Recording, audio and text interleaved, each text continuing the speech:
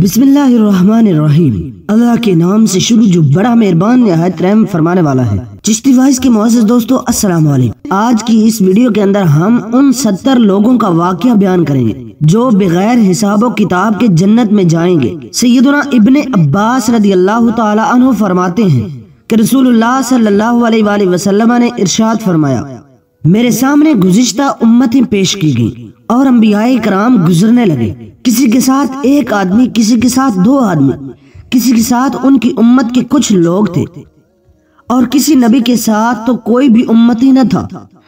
پھر ایک بہت بڑی جماعت میرے سامنے پیش کی گئی۔ میں نے کہا، اے جبرائیل، کیا یہ میری امت ہے؟ تو مجھ سے کہا گیا کہ یہ موسیٰ علیہ السلام ان کی امت ہے۔ پھر کہا گیا کہ آپ آسمان کے کنارے میں دیکھو۔ میں نے دیکھا کہ ایک بڑی جماعت نے آسمان کے کنارے کو بھر رکھا ہے۔ پھر مجھ سے کہا گیا کہ ادھر ادھر آسمان کے دوسرے کنارے بھی دیکھو۔ میں نے دیکھا کہ واقعی ہی بہت بڑی جماعت آسمان کے کنارے کو بھرے ہوئے تھی۔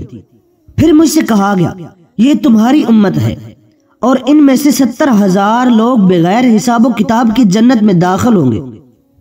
اس قدر فرما کر رسول اللہ صلی اللہ علیہ وآلہ وسلم حجرے میں تشریف لے گئے اور ہم لوگوں سے یہ ظاہر نہ فرمایا کہ وہ کون لوگ ہیں۔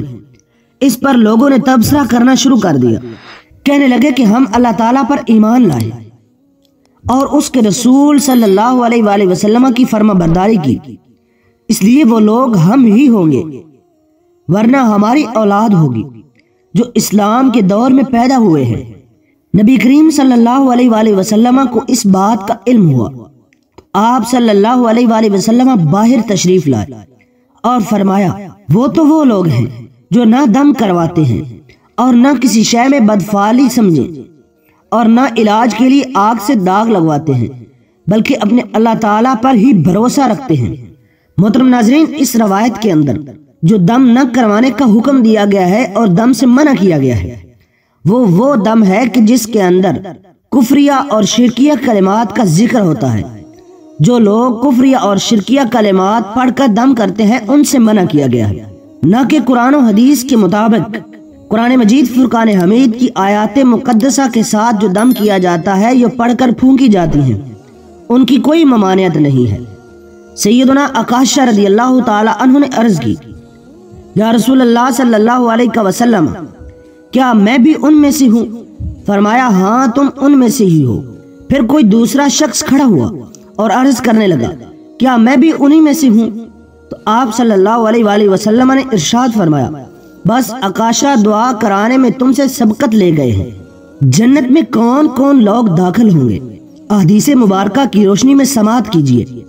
حضرت عمران بن حسین رضی اللہ تعالیٰ عنہ فرماتے ہیں کہ نبی کائنات صلی اللہ تعالیٰ علیہ وآلہ وسلم نے ارشاد فرمایا کہ میں نے جنت میں جھانکا تو دیکھا اکثر جنتی لوگ غریب اور مساکین تھے، اور جہنم میں جھانکا تو دیکھا کہ ان میں اکثریت خواتین کی تھی۔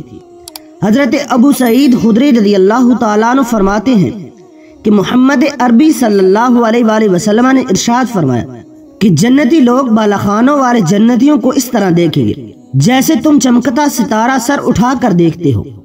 اس کی وجہ جنتیوں میں درجات کا فرق ہوگا۔